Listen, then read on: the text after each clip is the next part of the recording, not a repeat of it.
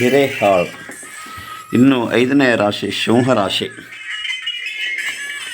ಗುರು ವರ್ಷಾರಂಭದಿಂದ ದಿನಾಂಕ 2/6/2026 11ನೇವನಾಗಿ ಮಿಥುನ ರಾಶಿಯಲ್ಲಿದ್ದು, ಈ ಅವಧಿಯಲ್ಲಿ ವಿದ್ಯಾರ್ಥಿಗಳು, ಉದ್ಯೋಗಸ್ಥರು, ಕೃಷಿಕರು ಮತ್ತು ಮಹಿಳೆಯರ ಜೀವನದಲ್ಲಿ ಧನ, ಗೌರವ, ಆರೋಗ್ಯ ಮತ್ತು ಸಂತೋಷದ ಉತ್ತೇಜನ ದೊರೆಯುತ್ತದೆ. ಮನೆಯಲ್ಲಿ ಧನ ಕನಕಗಳು ತುಂಬುತ್ತವೆ. ಕಾರ್ಯಗಳಲ್ಲಿ ಹೆಚ್ಚಿನ ಆಸಕ್ತಿ ತೋರುತ್ತದೆ. ಗೌರವ, ಸನ್ಮಾನ ದೊರೆಯುತ್ತದೆ. ಮಡದಿ ಮಕ್ಕಳ ಸಹಕಾರದಿಂದ ಅಧಿಕ ಸಂತೋಷ ಮತ್ತು ಉಲ್ಲಾಸ ಉಂಟಾಗುತ್ತದೆ. ಆಸ್ತಿಯನ್ನು ಖರೀದಿಸಲು ವಿಶೇಷ ಆಸಕ್ತಿ ಹೆಚ್ಚುತ್ತದೆ. ಬಂಗಾರ, ಬೆಳ್ಳಿ ಖರೀದಿಯಿಂದ ಆಸ್ತಿ ಸಂಗ್ರಹ ಸಾಧ್ಯ.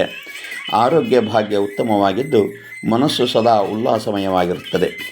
ಮುಂದೆ ದಿನಾಂಕ 2/6/2026 31/10/2026 12ನೇವನಾಗಿ ಕರ್ಕ ರಾಶಿಯಲ್ಲಿದ್ದು, ಸ್ವಲ್ಪ ಎಚ್ಚರ ವಹಿಸುವುದು ಉತ್ತಮ. 11 ಮತ್ತು 12ನೇ ಗುರು ಫಲಗಳಲ್ಲಿ ಸುಖ ದುಃಖಗಳು, ಹಿತ ಅಹಿತಗಳು ಸಮನಾಗಿ ಬರುತ್ತವೆ. ಆದರೆ ನಿಮ್ಮ ದೃಢತೆಯಿಂದ ಎಲ್ಲವನ್ನು ನಿಭಾಯಿಸಬಹುದು. ಆರ್ಥಿಕವಾಗಿ ಸಬಲತೆ ತೋರಿದರೆ ಎಲ್ಲ ಕಾರ್ಯಗಳಲ್ಲಿ ಎಚ್ಚರ ವಹಿಸಿ ನಿರ್ವಹಿಸಬೇಕು. ಮುಂದೆ 31/10/2026 24 ಜನವರಿ 2027 ಜನ್ಮಸ್ಥನಾಗಿ ಸಿಂಹರಾಶಿಯಲ್ಲಿದ್ದು, ಈ ಸಮಯದಲ್ಲಿ ಮಹತ್ವದ ಕಾರ್ಯಗಳಲ್ಲಿ ಬಹಳ ಗಮನ ಹರಿಸಬೇಕು. ಅಲಕ್ಷ್ಯ ಮಾಡಿದಲ್ಲಿ ತೊಂದರೆಗಳು ಉಂಟಾಗಬಹುದು. ತಪ್ಪು ಮಾಡಿದರೆ ಅದರ ಬೆಲೆ ನೀವು ತೀರಿಸಬೇಕಾಗುತ್ತದೆ. ಮಾನಸಿಕ ಬೇಸರಗಳು, ಆಸ್ತಿ ಮತ್ತು ಹಣದ ಕೊರತೆಗಳು ಸಂಭವಿಸಬಹುದು. ಸಾಲ ಮಾಡಿದಲ್ಲಿ ಹೆಚ್ಚು ತೊಂದರೆ ಅನುಭವಿಸುವಿರಿ. ಈ ಸಮಯದಲ್ಲಿ ಹಾಸಿಗೆ ಇದ್ದಷ್ಟು ಕಾಲು ಚಾಚಬೇಕು ಎಂಬಂತೆ ಕಾರ್ಯಶೀಲತೆ ಅನ್ವಯಿಸಬೇಕು.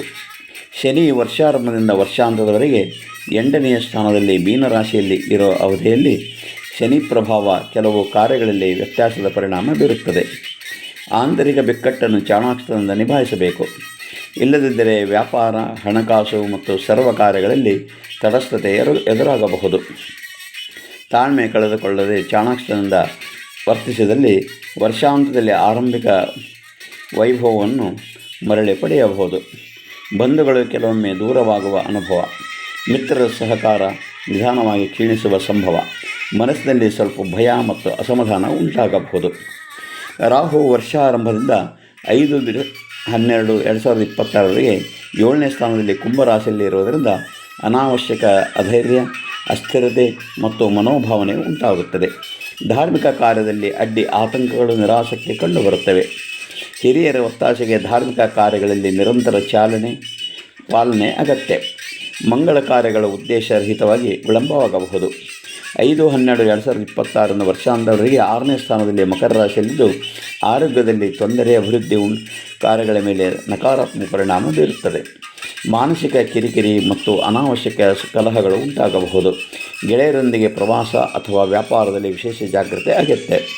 ವಿದ್ಯಾರ್ಥಿಗಳು ವರ್ಷಾರಂಭದ ದಿನಾಂಕದಿಂದ 11ನೇ ಸ್ಥಾನದಲ್ಲಿ ಮಿಥುನ ರಾಶಿಯಲ್ಲಿ ಗುರು ಇರುವುದರಿಂದ ವಿದ್ಯಾರ್ಥಿಗಳಿಗೆ ಅಧ್ಯಯನದಲ್ಲಿ ಧೈರ್ಯ, ಮನೋಬಲ ಮತ್ತು ಹೊಸ ವಿಷಯಗಳಲ್ಲಿ ಆಸಕ್ತಿ ಹೆಚ್ಚಾಗುತ್ತದೆ.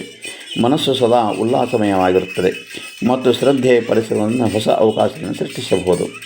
2/6/2026 31/10/2022 ಕೆಲವೊಮ್ಮೆ ಬುದ್ಧಿ ಚಂಚಲತೆ, ಮನೋವ್ಯಥೆ, ಅಡಚಣೆಗಳು ಎದುರಾಗಬಹುದು.